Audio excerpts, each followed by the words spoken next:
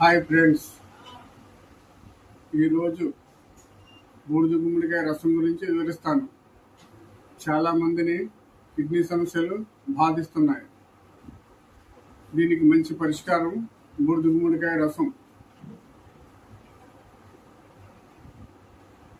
నాకు షుగర్ కారణంగా ఆరోగ్యం పాడై సీరం క్రియేటిన్ 2.6 ఉండేది. దీని కారణంగా చాలా ఇబ్బంది పడేవాడిని. ఇంగ్లీష్ మందులు కూడా చాలా వాడాను, అయినప్పటికీ తగ్గలేదు. విశాఖపట్నంలో ఉన్న మా తమ్ముడి దగ్గర కొద్ది రోజులు ఉన్నాను. ఆ సమయంలో బూడిద గుమ్మడికాయ రసం గురించి తెలియజేసి నాకు ప్రతిరోజు ఇస్తూ ఉండేవాడు. తదనంతర కాలంలో ప్రస్తుతం ఈయన గత ఏడాదిగా ఈ గుమ్మడికాయ రసాన్ని వాడుతుండడం వలన సీరం క్రియేటిన్ 2.6 నుండి నార్మల్ స్థితి 1.0కి వచ్చింది. ప్రస్తుతం ఆరోగ్య స్థితి స్థిరంగా ఉంది. అందువల్ల కిడ్నీ సమస్యలతో బాధపడుతున్న వారు ఈ బూడిద గుమ్మడికాయ రసాన్ని సేవిస్తే మంచి ఫలితం ఉంటుంది. ఈ బూడిద గుమ్మడికాయని సాధారణంగా తమ ఇళ్ల వద్ద ఇంటి దోషాలను తొలగించుకోవడానికి దిష్టి గుమ్మడికాయగా తీస్తారు. కానీ ఎన్నో ఆరోగ్య ప్రయోజనాలను కలిగి ఉంది ఈ బూడిద గుమ్మడి. కిడ్నీ సమస్యలు పరిష్కరించడంతో పాటు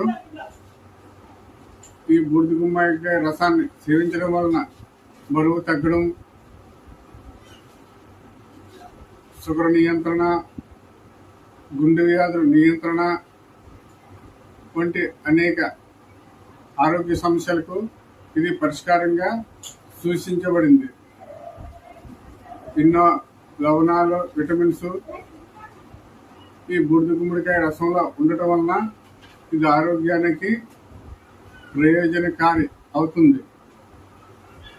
అందువలన అవకాశం ఉన్నవారు ఈ బూడిద గుమ్మడికాయ రసాన్ని సేవిస్తే మంచి ఆరోగ్యం చేకూరుతుంది. ఈ బూడిద గుమ్మడికాయ రసాన్ని తయారు చేసే విధాన్ని తెలియజేస్తాను.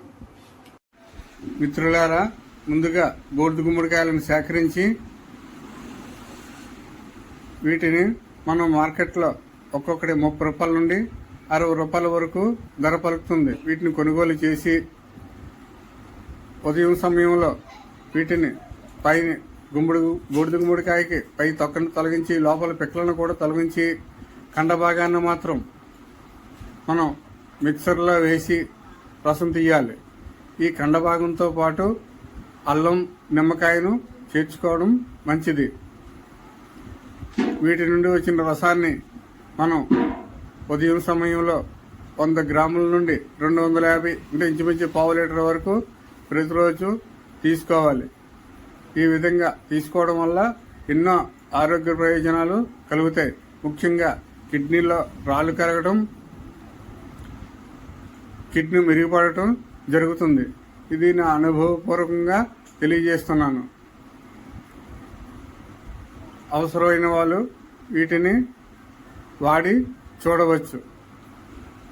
బూడిద గుమ్మడికాయ ముక్కలు రసం తీసినప్పుడు వీటిలో కొందరు అల్లం చేర్చుతా, అల్లంతో పాటు నిమ్మకాయ, మరికొందరు ఉసిరికాయ, మరికొందరు తేనె కూడా చేర్చడం పరిపాటి.